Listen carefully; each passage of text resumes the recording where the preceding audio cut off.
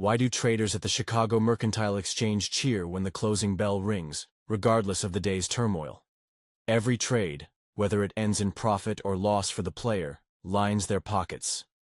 Chasing the market's wild swings instead of rooting efforts in steady principles often tilts the odds against the individual, while others reap the rewards. Benjamin Franklin, a timeless voice of financial wisdom, outlined a clear path to wealth: deliberate effort grounded in thorough analysis, protection against ruin, and modest, reliable gains. This approach blends three essentials: digging into a company's fundamentals before investing, safeguarding resources like a fortress, and aiming for consistent returns rather than chasing fleeting windfalls.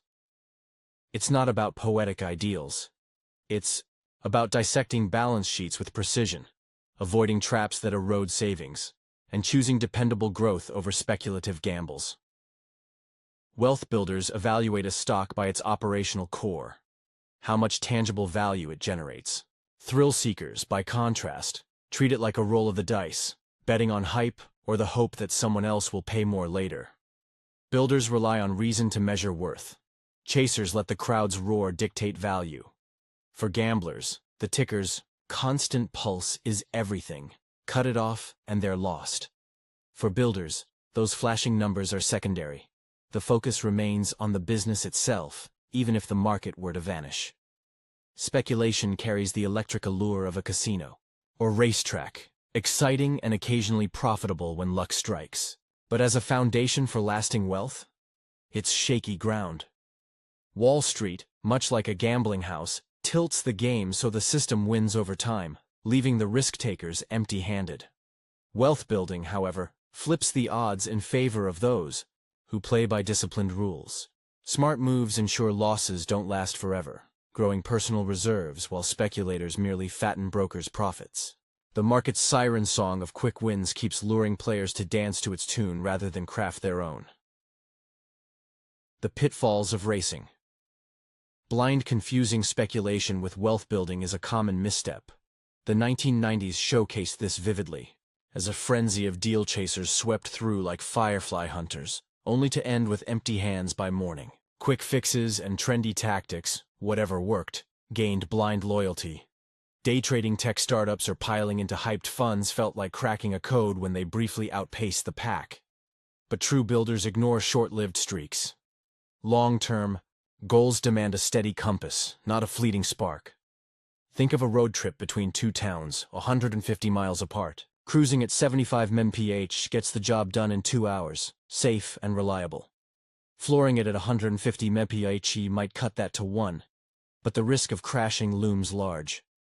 A stunt like that might dazzle momentarily, but it's no blueprint for success. The 90s. Fads. Flipping stocks rapid fire, ignoring fundamentals, chasing proven shortcuts. Lit up briefly but failed the test of endurance every time. Historical data underscores the shift. In 1973, stocks lingered in portfolios for 5 years on average, with NYSE turnover at 20%. By 2002, that flipped to 110%, barely a year's hold. Mutual funds followed suit, 3 years in 73, shrinking to under 11 months by 2002. Even seasoned managers grew restless. In 1995, Pinnacle Growth Fund's leader preached decades-long patience, only to dump $17 billion in tech stocks in a frantic 8-week spree months later.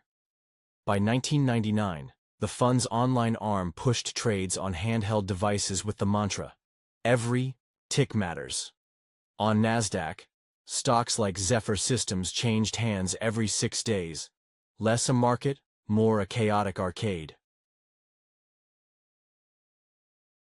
The pixelated Gold Rush digital trading was pitched as a golden ticket. Effortless wealth with a few clicks. Ads painted vivid pictures. A cabbie boasting of owning a nation thanks to trades, friends casually nabbing thousands post-run, or a soccer coach mid-sentence swap. Confidence masked cluelessness, but swagger alone doesn't win. By 1999, 7 million traded online, 1 million flipping stocks daily. From celebrities to young novices, the rush was on. Shares juggled like hot coals, with long-term dismissed as a fool's game. Finance feeds flooded screens in everyday spaces, turning markets into a live-action spectacle. Data abounded, but insight remained scarce. Stocks became mere blips, detached from the companies behind them. Upward ticks reigned supreme. Novanet's 1999 pledge to lose money intentionally, free services, ad blitzes, deliberate deficits, sent its stock soaring from $14 to $70 in 48 hours. Why bother with profits when a ticker screamed buy? Flashy codes, zest, blur, vibe, outshone substance. Speed overruled sense. In 1998, Crestwood repairs tripled in minutes when traders mistook CRWD for a trendy tech name, CrowdSync. As Oscar Wilde observed, many lack the originality to lack originality. By decade's end, unchecked hype could inflate a stock while its core went unexamined. Analysts boosted targets on vibes alone, spiking prices overnight. From hype to heap, speculation's false promises. Speculation isn't just fast trades, it's any shortcut sold as a sure thing. Recent decades birthed fads, each promising painless riches until they collapsed. None passed Franklin's scrutiny. A few examples. Calendar cash grab. The winter boost, small stocks rising around New Year's, once delivered 6 to 12% bumps. Tax loss selling and cautious pros created January bargains. It worked until hype spread. Early buyers eroded margins, and fees ate the rest. A once reliable edge faded into a mirage. Trust the trick. In 1996, Street Smarts claimed a 19% yearly return by chasing hot, steady stocks. Funds soared, then crashed by 2000, leaving followers with losses and a book titled What Crashed on Wall Street. The magic was fleeting. Lazy ladders.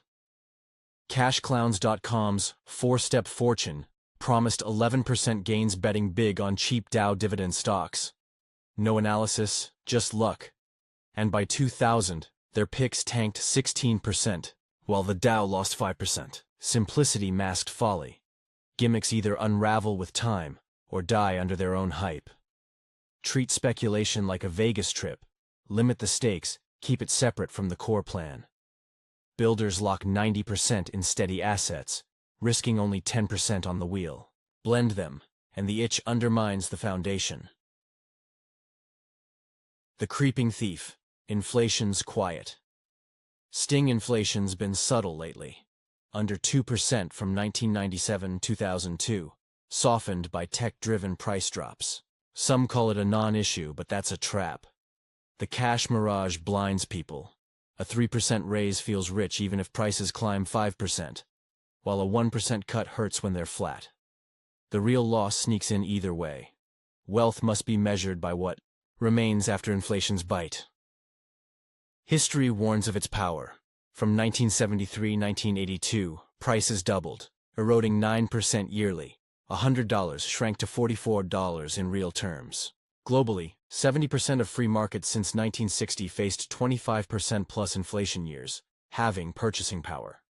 Governments favor it to ease debt, so it's not gone, just dormant. Stocks counter it somewhat, beating inflation in 79% of 5-year spans from 1926-2002, but 6% plus inflation drags returns to a weak 2.8%. REITs like Horizon Realty Fund, low-fee real estate, and TIPS, inflation-linked bonds, tax-smart and IRAs, offer buffers without derailing steady growth. A century of market tides. A portfolio is a ship on the stock sea. Know its currents, or drift aimlessly. A century's data from 1871 reveals the rhythms.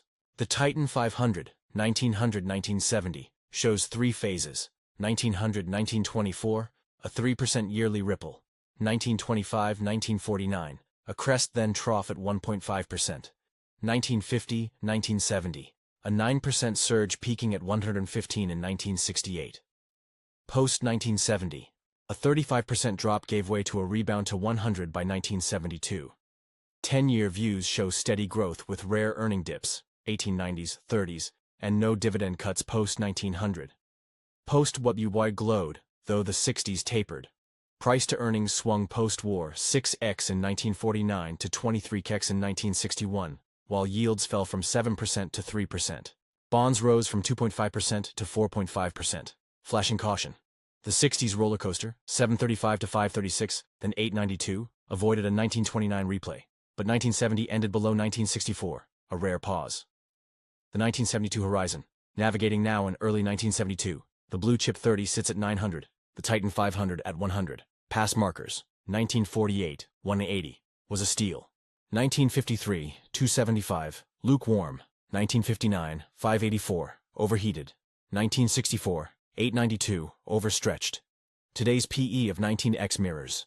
1958, pricier than 1948's 9x.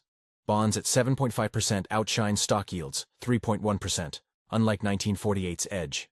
It's balanced, tempting yet cautious. Recovery looms post-1970 with no 64-style bubble in sight.